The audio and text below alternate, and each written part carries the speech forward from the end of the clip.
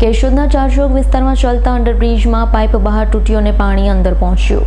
કેશોદના ચારચોક વિસ્તારમાં ચાલતું અંડરબ્રિજનું કામ અંદાજિત 3 વર્ષ જેવો સમય થવા આવ્યો, પરંતુ પૂર્ણ ક્યારે થશે તે રામ જાણે। પરંતુ આજ રોજ એક બાકી સાઈડમાં રોડની કામગીરી બાકી છે, ત્યારે જેસીબી દ્વારા ખોદકામ કરતા અજાણ્યા જેસીબી ચાલકે નગરપાલિકાની પાણીની લાઈન નીકળેલી છે, જે પુલના બહારના એરિયામાં છે, તેમાં પણ કોઈપણ ખોદકામ સમયે લાગી જતા લોકોની નબળી ગુણવત્તાવાળી મજબૂત પાઇપ તૂટી જતા પાણી બહાર આવવા લાગ્યું હતું। જે કામ જેસીબીએ ખોદાણ કરવાનું હતું તેની જગ્યા પર પાણીના બકેટ ભરી બહાર કાઢતું જોવા મળેલું હતું। ખાસ વાત તો એ છે કે હજુ આ કામ 3 વર્ષથી ચાલુ છે। કયું ગ્રહણ લાગેલું છે કે લોકો એરપોર્ટ તરફથી આવતા હેરાન થાય છે, તેના નેતાજી આવી મુલાકાત કરી તાત્કાલિક કામ પૂર્ણ કરાવે અને આજે સત્યનું ટેસ્ટિંગ થઈ ગયું હતું। કામમાં ભ્રષ્ટાચાર ના થયું હોય તો પાણી અંડરબ્રિજમાં કેવી રીતે ના આવે છે તે પણ લોકોનો સણસણતો સવાલ છે। સાફ સફાઈ જણાઈ આવે, આવનારા સમયમાં ચોમાસા દરમિયાન વરસાદનું પાણી આજીવન અંદર આવશે કે કેમાં ભ્રષ્ટાચાર યુક્ત અંડરબ્રિજમાં પાણી ના આવવા માટે ઠેર ઠેર જગ્યાઓમાંથી પાણી આવશે। વરસાદના સમયમાં લોકોને હાલાકી વેઠવી પડશે। 22 કરોડના ખર્ચે બનેલ નવનિર્માણ પામતા અંડરબ્રિજનું મજબૂતાઈ ભર્યું કામ। નમસ્કાર મિત્રો, હું છું મનીષભાઈ ચુડાસમા, કેશોદ તાલુકા પંચાયત વિરોધ પક્ષ નેતા પ્રતિનિધિ।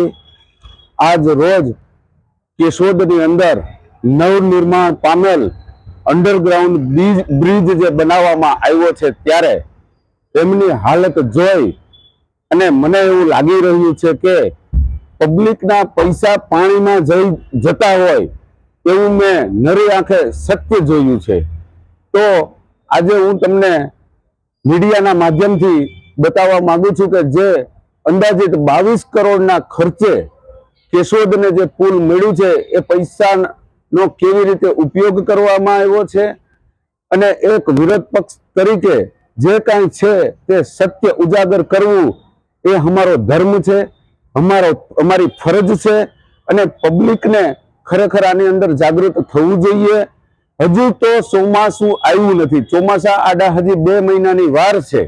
ત્યાં આજે એક કહેવત છે ને કે જે પાપ હોય તે પીપરે ચડીને પોકારે। આજે ખરેખર એવું જ થયું છે। પુલની ઉપર આપણે જે બ્રિજની ઉપર આવેલી પાણીની પાઇપલાઇન અચાનક તૂટતા તેનું જે પાણી છે તે બ્રિજની બાજુમાંથી નીકળતું હતું, ત્યારે જેસીબી થી એમને પુલની ઉપર લેવામાં આવ્યું ખાડો ખાલી કરવા માટે।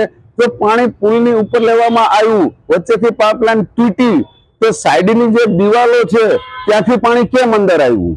હજુ તો આવ્યું નથી, ચોમાસું પણ હજી આવ્યું નથી, છતાં પણ જો આ પાણી નીકળતું હોય તો ચોમાસામાં આની હાલત શું થશે? ખરેખર આ કેશોદની જનતાને વિચારવા જેવો પ્રશ્ન છે। જો તમે હજુ પણ જો કોઈ નહીં બોલે, કેશોદની પબ્લિક જાગશે નહીં, તો આવનારા સમયમાં કેશોદની જનતાને ભોગવવાનો વારો આવશે। હજુ તમે ચોમાસું આવવા દો, ચોમાસાની અંદર ખરેખર તમે યાદ કરજો કે વિરોધ પક્ષના નેતા જે કહેતા હતા એમના પ્રતિનિધિ, તે ખરેખર સાચી વાત છે। આ ખરેખર કુદરતે એક મને એવું લાગી રહ્યું છે કે ટેસ્ટિંગ માટે જ આ કરાવ્યું એમને। તો ટેસ્ટિંગની અંદર જો આવું થઈ જતું હોય, પાઇપલાઇન તૂટી એટલે એમનું ટેસ્ટિંગ થયું, ટેસ્ટિંગ થયું એટલે દિવાલોમાંથી પાણી જર્જરિત હાલતમાં તમને જોવા જ મળે છે અને પાણી નીકળવા માંડ્યું છે। તો આની અંદર 22 કરોડની અંદર કેટલો ભ્રષ્ટાચાર થયો છે, ભાજપ સરકાર આનો હિસાબ આપે અને આ વાતનો જવાબ આપે। જય હિન્દ, જય ભારત। રાવલિયા મધુનો રિપોર્ટ, S9 ન્યૂઝ, જૂનાગઢ। અમારી તમામ માહિતીથી અપડેટ રહેવા માટે જોડાયેલા રહો S9 ન્યૂઝ સાથે।